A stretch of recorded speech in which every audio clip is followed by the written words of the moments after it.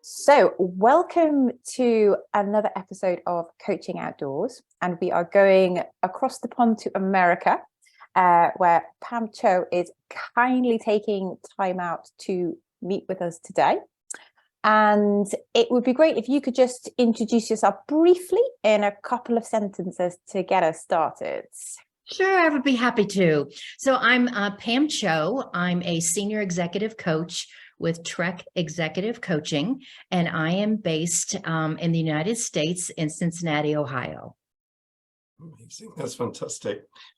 Thanks, Pam. It's wonderful to have you on today. And we're going to start with probably my single most favorite question. And it's really, can you just in your own words, take your time to tell us what's your earliest memory of being outdoors and why do you just enjoy the outdoors? Mm-hmm.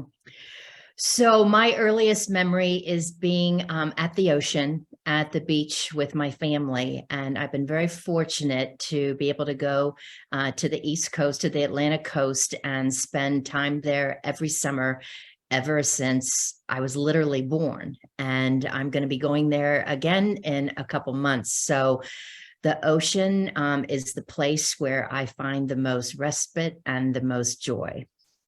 Lovely. That's really lovely. And what age can you remember back, would that be, Pam? I can. So I can remember being really little and being overwhelmed by the size and the sound of the waves. Yeah. And now it's quite the opposite. I find the sound and the view of the waves very soothing and very calming. So the minute that I get to the shore and I can smell it, I can see it, I can hear it, my body starts to automatically relax. So I was also very blessed to be raised in a family that valued spending time outdoors. So I'm the oldest of three girls, and my mom and dad would take us camping. We would go out into the forest. We would canoe. So as long as I can remember, I've been spending time outdoors. It's amazing. Yeah, so lovely.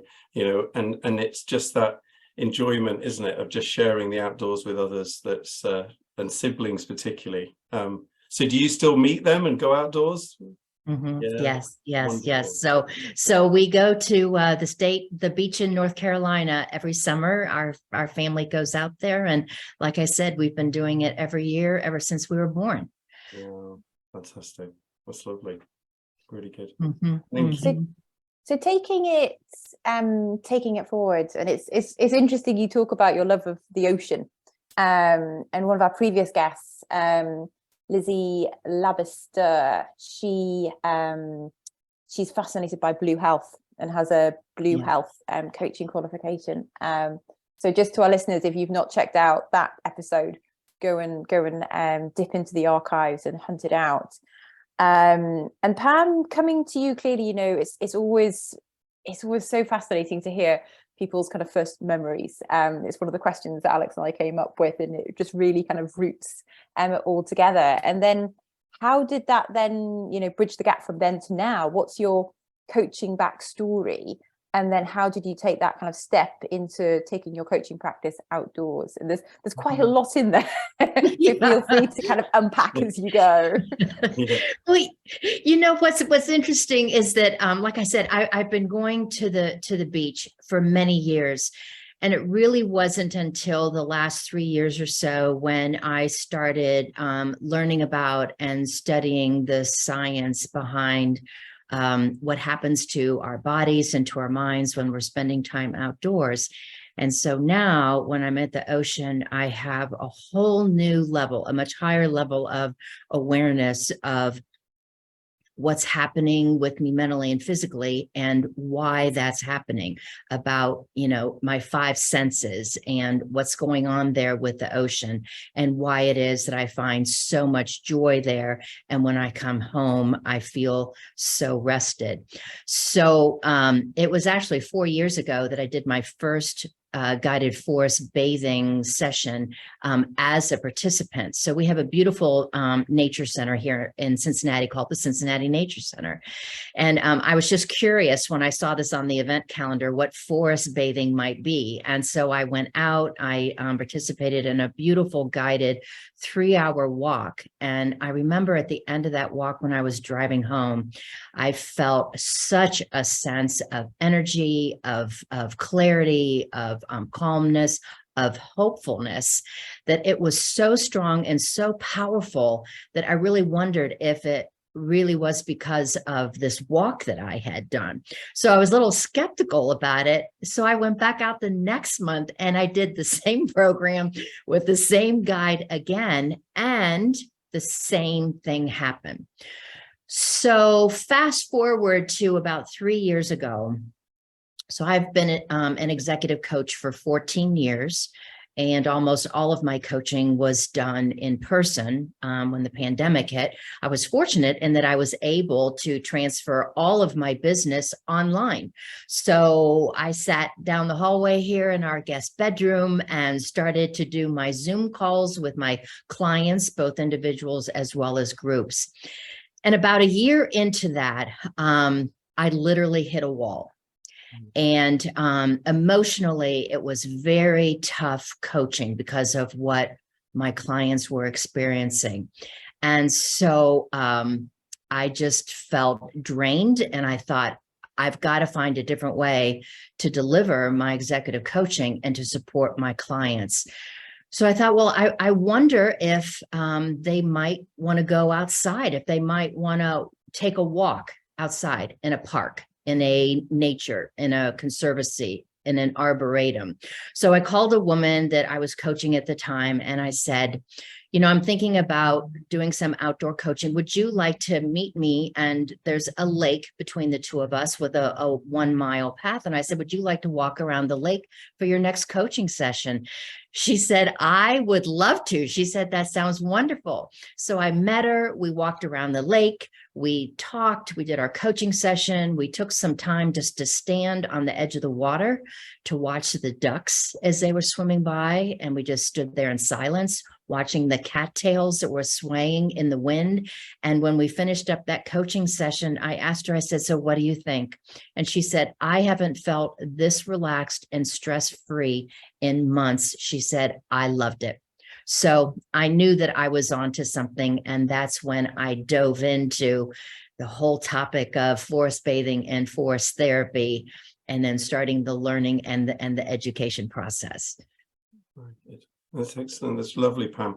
And, you know, as you say, just really nice to kind of that experience of almost the two ends of the spectrum, that online world hitting that wall, and then suddenly realizing that, you know, you could just take those conversations outside, which is just wonderful. And I could see in your face how much it means to you and your clients and stuff. So it's wonderful. And so just, could you just build on that little bit about, you know, Trek executive coaching and how you set that up, and, you know, kind of, you know, some of the mechanics of just kind of getting into our listeners are always keen to hear how you then made that kind of that leap to the business.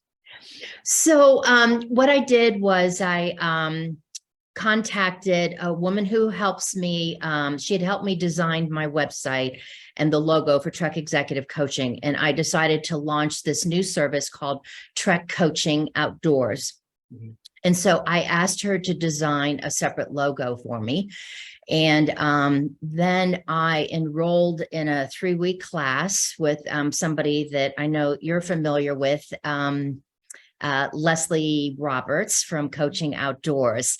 And so I took Leslie's class and got up at 4 o'clock in the morning to participate live in her group sessions. And I was hooked. I mean, I loved everything that she shared, and she gave me, a basic toolkit.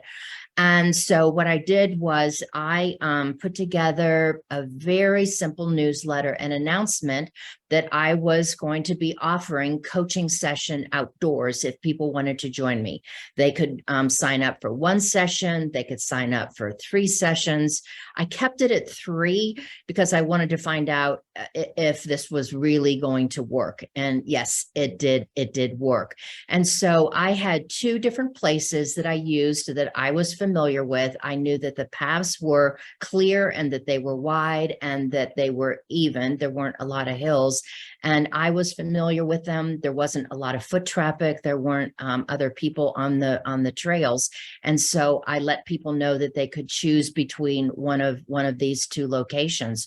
So gradually more and more people started signing up for this. I had one woman sign up for 1 coaching session, and she owned her own business. And she said, Pam, I've got to make a really important decision, and I'd like to hire you to go outside for a coaching session just to help guide me on this path to finding the answer to this question.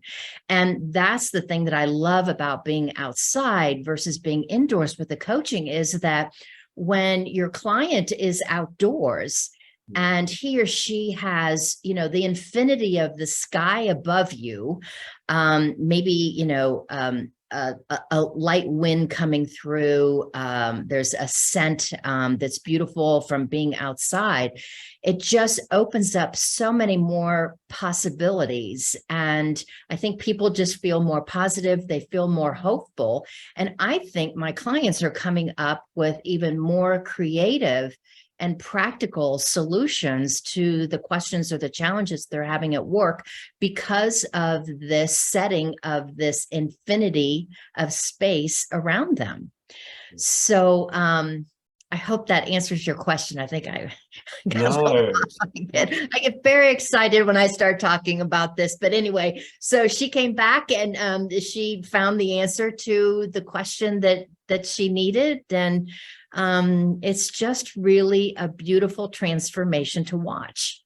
It is, Pam, and there's so much to unpack there in terms of what you've said, but it's just you're so right, and we hear that and we see that as outdoor coaches, this expansive nature that just opens up for clients, and you're just reflecting that and giving us some really wonderful insights. Last part of that question is, how do you get them to sustain that whole kind of outdoors and some of the insights and the learning they've had? How do you sustain that as a coach? Yeah. So I think, that's a really important question and an important point. And I think what's most important in answering that question is meeting the client where they are and what is something practical that they can incorporate into their day-to-day routine. And I start by keeping it really simple. And it might be that if I have a client that is working indoors all day, I'll have them do something like at the end of the workday, let's say their day ends at 5 o'clock, I'll have them go outside for 10 minutes, ideally to take a walk, because as you know, when you walk, there's an automatic reset of the left and the right-hand side of your brain. But that also helps to designate and delineate the time at work and the time that you're at home with your family. So that 10 minutes outdoors is something that we start with. And then maybe there's a break in the day at lunch. Or, I'll ask them, what do you enjoy doing outdoors? Do you like riding your bicycle? Do you like walking? What's one thing that you could commit to that you know that you're going to find the time and the space for? So we start with one thing that's small, and then we gradually add on to it. Wow, I think that's a really lovely insight, Pam, and thank you for sharing that, because it feels like you're really reaching into their world and really understanding what is it that's going to work for you. And I think that's a really nice place to step into and try to understand that. So thank you for sharing that. That's a really lovely insight, I think. Thank you. You're welcome. I'll just share with you one other kind of interesting story is, I think we were a couple years into the pandemic, and I offered to take a couple of female physicians out in the morning for a 30-minute forest therapy walk. There's a really nice park next to the hospital that they work in Cincinnati. And so I met them at 7 o'clock in the morning to do a guided meditative walk. And then at 7:30, they went across the street. They went to the hospital, and one went to work in the emergency room. The other went in, she's a surgeon, and went into the operating room. And both of them said that they went through their day in a much different, much more relaxed way than the normal, running in the door with a coffee in your hands. So it doesn't take 3 hours. It can be 10 minutes. It can be 30 minutes. But I will tell you that 100% of the people that I take outside in my coaching practice all say to me, I had forgotten how good this feels to be outside. I can't wait to start, spending more time outside. I mean, as you know, our bodies are wired to be outside, not to be indoors in our boxes and driving around in our cars with tinted windows. Our bodies are yearning to be outside. And so there's just this natural draw to the outside. And I just help them get there and help them to realize the benefits and to remind them of how good that feels to be outside. That's wonderful. Thank you. That's great, Pam. Yeah. I love it. It's just so the work of E.O. Wilson and biophilia and how it's grounded within all of us, and that we just need that dose of vitamin N on a daily basis, and actually can we inject it into our lives ultimately. Right.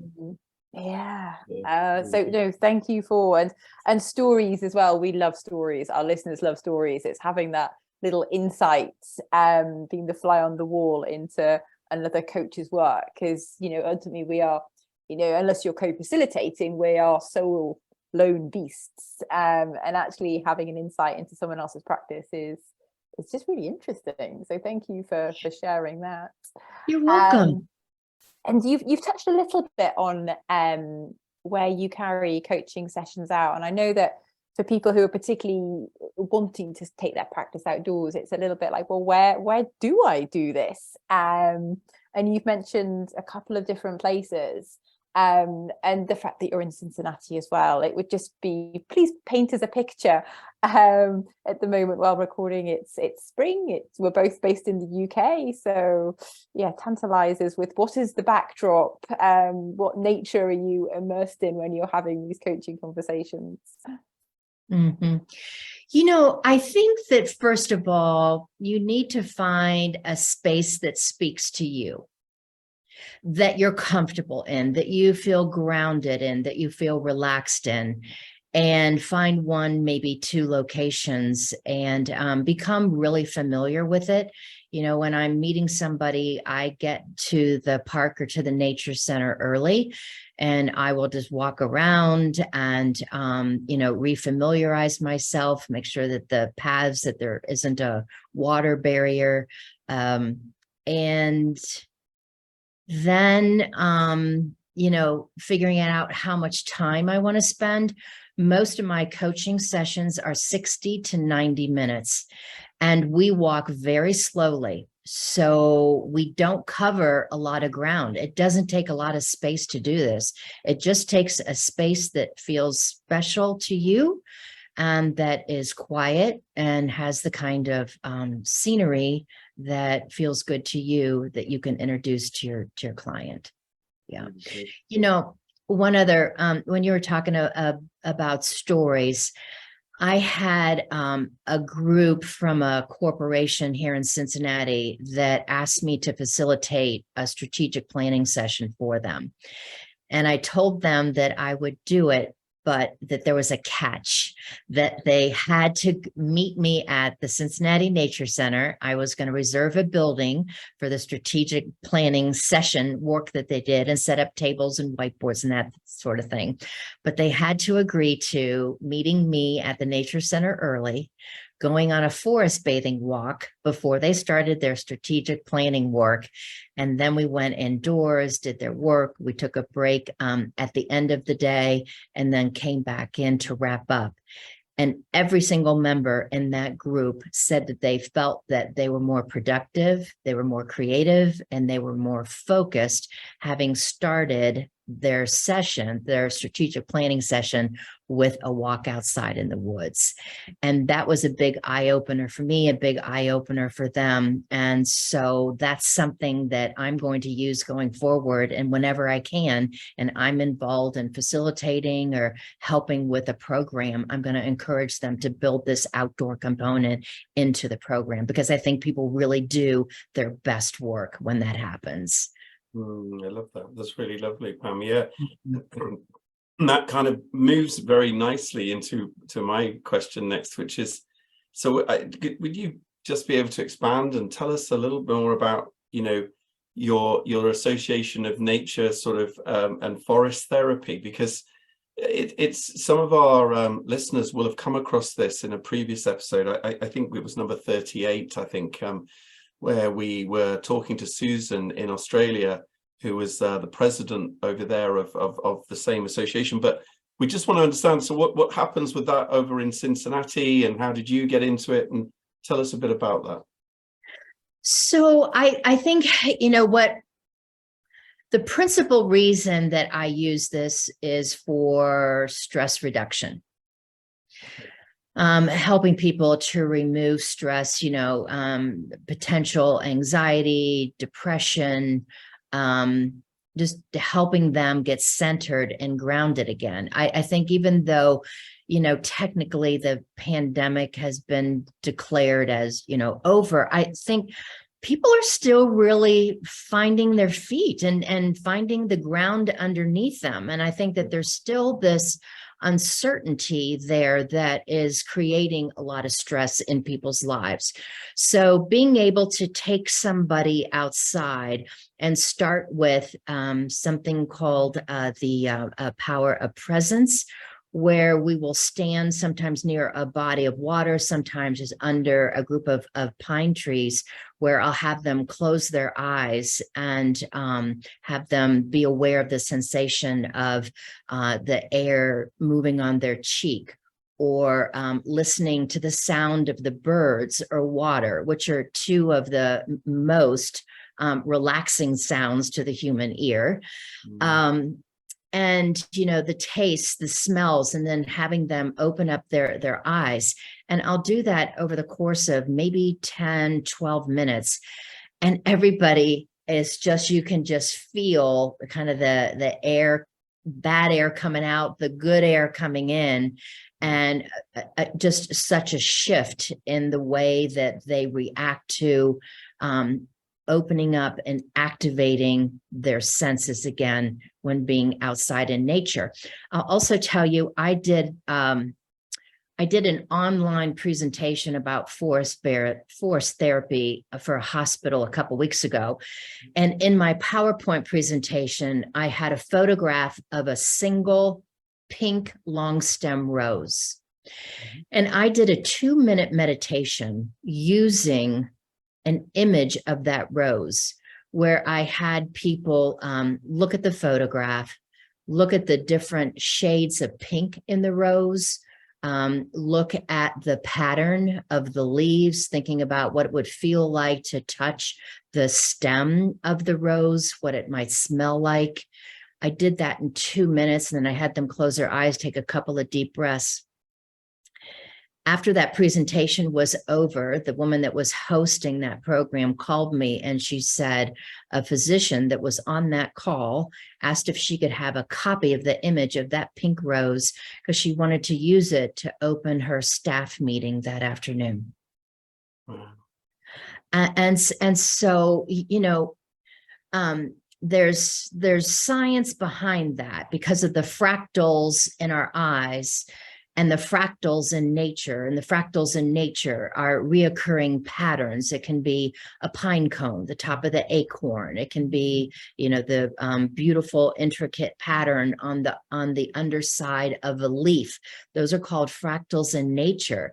And when your eyes connect with a fractal in nature, it's like giving your brain a mini vacation, and you are able to relax and to focus and to be more productive. I tell my clients that if they have an hour to get something done, if they will spend 10 minutes outside doing some breathing, just thinking about how nature is impacting their 5 senses, if they'll take 10 minutes to do that and then go back inside and work on their project for 50 minutes, they will have a much more successful outcome than if they sat behind their computer for 60 minutes. Sure. Yeah, that's so lovely, Pam. And you know what's really coming over for me with the stories and your sharing is that there's something really lovely about your work, the way you're kind of getting people to be grounded, present in the moment, almost that sort of early 10 minutes of just placing themselves there in nature, hearing and understanding, using all those senses, so that they can almost go on to do that really great work supported by you. But there's a real lovely message, and I just love that comment of a mini vacation for the brain. That sounds that's such a super saying. Yeah, I love that. Good. And there are elements of nature that are available to us in very close proximity. If you're inside, there's plants, there's the sound of running water, and outdoors, you don't have to be in a forest, in the woods. I live in a condominium that has a concrete deck outside, but I have filled it with plants, and my largest pot is filled with herbs. And in the morning, part of my forest bathing practice is to go outside and literally run my hand over the tops of all the herbs that are growing in that pot. And the scent of that is just beautiful, and it's grounding, and it's a really great way to start the day. And what's really coming through from your conversation is just the real tangible tools that you're collaborating, you're co-creating with your clients, and our listeners will take them away in spades, whether it's really thinking about the imagery, doing some meditation, whether it's about their own practice and actually how can they bring that in, whether it's that 10 minutes. And these are real practical, and ultimately, it's the practical. What can we bring in to create new habits? It's actually not, it's not going to take too much time. Clearly, we're all very, very pressed for time. And just, we kind of touched on this thread earlier in this kind of leadership development work that you've been doing, and a bit with teams by the sound of things, and just would be curious to explore that a little bit more, and this outdoor coaching, leadership development, that journey for you, and where you see it going in the future. Mm-hmm. Well, I read an article where the headline was, forest bathing is where yoga was 30 years ago. Okay. And I truly believe that. This is becoming very popular for a reason, and that is because of the research and the science, the evidence-based work that has been done to show the benefits to us both mentally and physically. So I do believe this is going to grow. I went through a training program, the ANFT, the Association of Nature and Forest Therapy, to become a certified forest therapy guide to add on to my executive coaching practice. And I know that the demand for that class and for other programs all over the world are really growing, because people are hungry for this practice. So I do believe it's growing. I'm not sure about in the UK yet, but in Canada and in the US, there are programs called Park RX. Do you have them where you are? No. So it's a program where parks partner with medical and mental health practitioners. And for instance, a physician will meet a patient, and let's say the patient comes in and is having concerns about anxiety or depression. Before the physician writes a prescription for medication, they talk to them about writing a prescription for spending time outdoors. And so there's a special prescription pad that the physicians in the parks put together, and they would say, you know, Anna Marie, what do you enjoy doing most? You might say you enjoy riding your bicycle, and the physician would say, well, how many days a week and for how long can you realistically commit to that? And you might say, I can do it 2 times a week for 30 minutes. And so the physician writes a prescription for being on your bicycle twice a week for 30 minutes.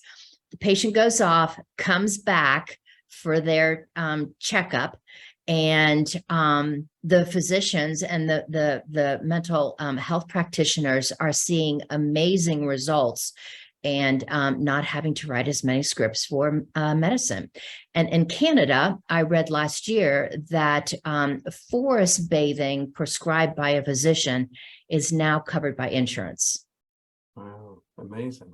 Yeah. It's really interesting. So we probably didn't, it's terminology. We're beginning to see something, Pam, called national prescribing here in the UK. Interestingly, the first trial is very close to where I live in the UK, in Derbyshire. So it's sort of in the middle of the UK. There were some recent trials in Scotland where, you're right, GPs or doctors are beginning to look at prescribing, you know, nature-based walking activities, you know, before reaching for offering, you know, drugs or other therapies. So it is beginning, but I think we may not be, you might be a little bit ahead there. So very interesting. I think it's fascinating. And if you just Google a Park RX America, there's a Park RX California, you'll see they have a wealth of resources for the health practitioners to use in incorporating nature and the outdoors into their medical and therapeutic practices.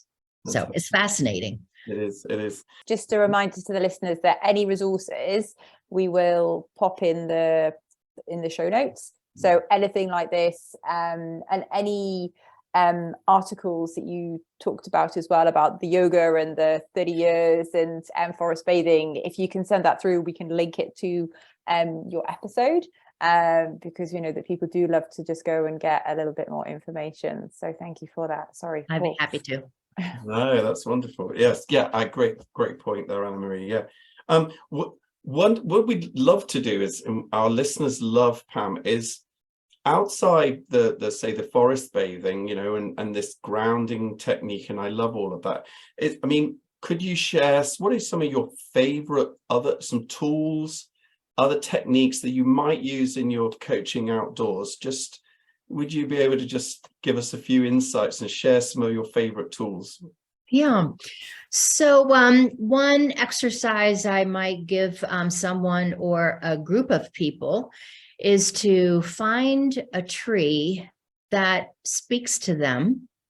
And I give them 10 minutes to either sit or stand, whatever they want to do, by the tree, and just see if there's anything that comes to them that resonates with them while they're spending time with that tree. And then we come back, and if it's a group, I'll do a sharing circle. And if it's just one person, they come back and they share with me what it is that they got from that time with their tree. And if it's one person, if it's a client, that answer helps to inform me what's on their mind, their perspective on where they are. With a group, I think it's very therapeutic to stand in a circle and to pass, whether it's a stick or a pine cone, and invite people to share with others what that time with the tree meant to them, because people learn from that experience. So just spending time with the tree. So if I'm near a body of water where there might be a stream, in the conversation, there might be something that comes up where the client is trying to get rid of an old behavior or something that they want to change. I will invite them to write what it is that they want to get rid of or that they want to stop doing onto a very small piece of paper. And I'll have them actually put that piece of paper in the water. And then we'll stand there and we'll talk about that piece of paper as it's flowing down the creek into the larger river, into the Gulf of Mexico, and out into the ocean, where that behavior or that concern gets dispersed in the ocean. And so sometimes that helps them to overcome something that they're trying to change.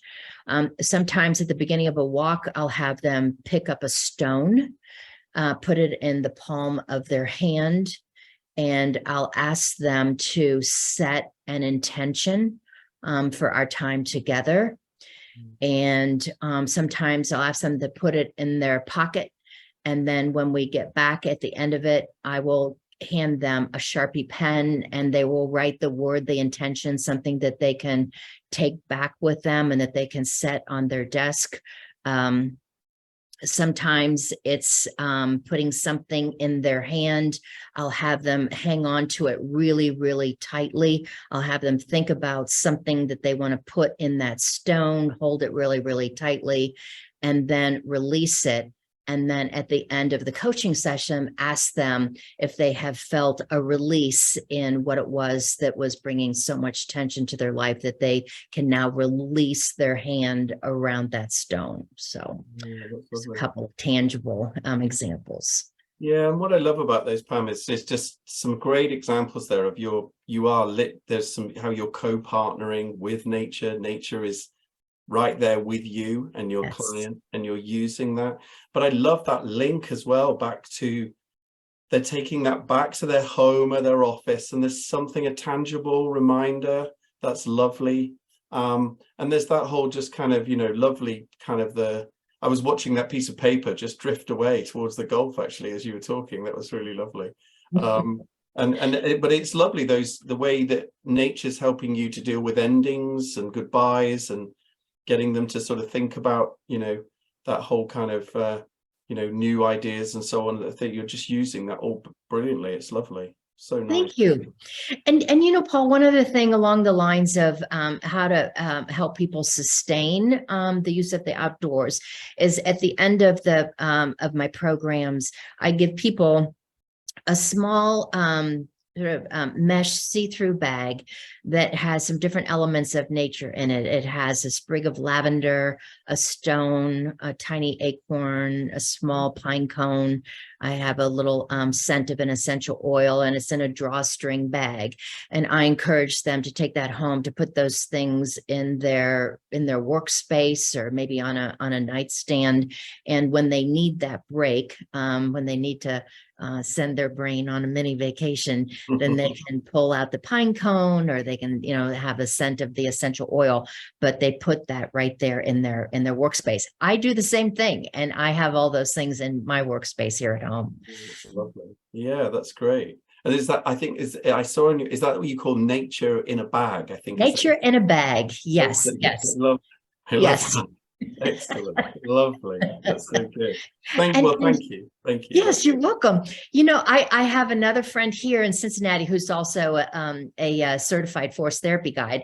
And her calling is to bring nature into people in retirement homes that are not able to get outside. And so she puts together a beautiful, what she calls nature in a box. And so she goes indoors into the retirement homes and brings nature indoors to the people in this beautiful box. So it's a lovely gift. And of course, the people just love being reconnected with nature through those, those tiny elements are really powerful. Yeah, and that's so lovely, Pam. I actually work particularly with a particular client who works with people living with dementia, and bringing nature into a care home or a retirement home. What a wonderful idea.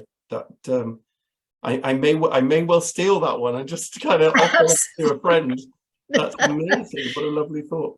Absolutely. And, I met a woman in Seattle, Washington, and her business is she builds raised beds, garden beds with soil in them, and takes them to retirement homes. And as a group, people plant things, and they care for plants inside the retirement home.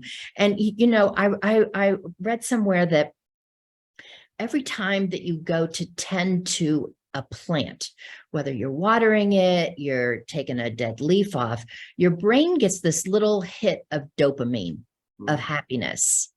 And so there's science behind taking care of your plants. So I think, bringing plants into a home with people with dementia, I think it's a wonderful idea. Yeah. That's lovely.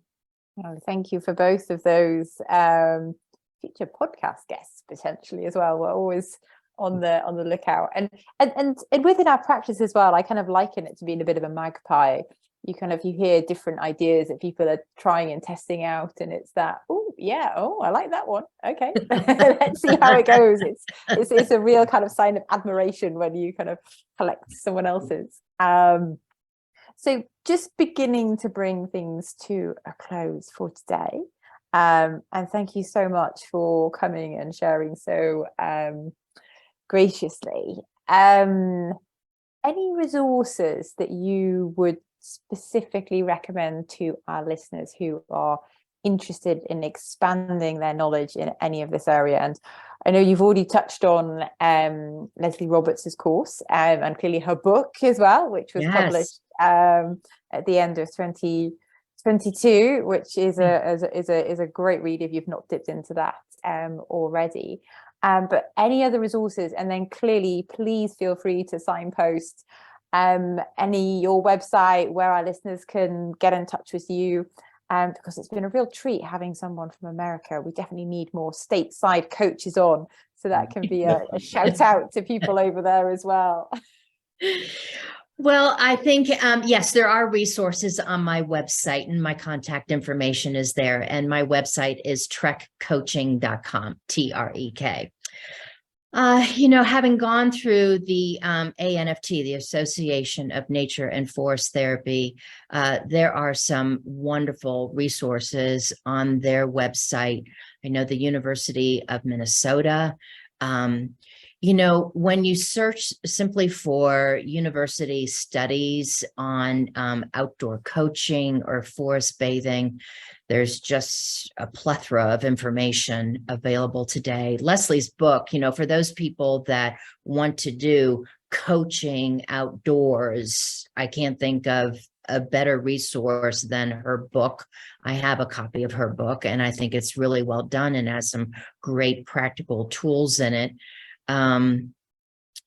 So, specific to coaching, those are the ones that come to mind, but I'll also, let me kind of think about that and add a couple things to my website, and I'll also share them with both of you.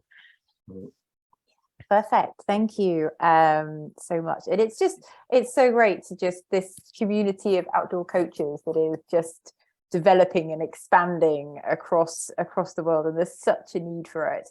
And you particularly kind of linked back to coming through the pandemic and emerging from that, and Darren mentioned the cost of living crisis and everything that's going on at the moment. It's like our work is sorely needed, and if we can encourage more coaches to try out this avenue of work, which is so varied. And that's what I love about this podcast, is having the opportunity to speak to so many people who are doing amazing work in slightly different ways in connection with nature, because there's just it's so diverse. It's been an absolute pleasure talking to you about your work today, and very much having a snapshot into your practice, and that kind of vacation for the mind as well. I will be taking away. So thank you, Pam. Any final message you'd like to leave our listeners with? Well, thank you again for having me. And it's wonderful meeting both of you. And thank you for what you're doing to help build an awareness of forest and nature therapy and outdoor coaching. I don't think there's ever been a greater need to help people to reconnect with nature than there is right now. And from a psychological and a physiological point of view, it's a really powerful place to be and a powerful place to seek help. So I just want to encourage people to spend some time outdoors, whether it's 5 minutes, 2 hours a day, a weekend. And when you're outdoors, take some time to slow down and to be aware of your senses and what's going on in terms of what you're seeing, you're hearing, you're smelling, you're tasting, and just enjoy that and let your body relax and just heal itself and find energy, clarity, and healing. So I've never been more excited and leaning into my coaching practice than I have today. And I'm just really so grateful to be adding nature to my executive coaching toolkit. You definitely sound completely revitalized as you talk. So thank you for your time today. For everyone who is listening in, definitely check out the resources that Pam has kindly mentioned. They will all be up there. And thank you for listening in as well. And everybody who is, you are doing great work out there. And if you are interested in taking a step outdoors but haven't quite started yet, there is a plethora waiting for you to dip into. We are now in series 5. So go back and check out series 1, 2, 3, and 4. And clearly series 6 will be coming up shortly afterwards as well. So thank you for your time today. Hopefully you've been outside having a walk, maybe listening in. Please do pop any comments in on the LinkedIn community page. If you're not a member, please join. And if you have any requests for future topics or guests that you would like to hear from, please do let us know. This is all about you. We really want to hear from you, the listener, and to look after what you need to further your outdoor coaching. So thank you from me. And thank you very much from me. Thanks, Pam. It's been a pleasure. Thank you. So if you enjoyed what you've heard, like it, share across your network, and subscribe to our YouTube channel and LinkedIn community page, the Coaching Outdoor Podcast. Thanks so much in advance for your support.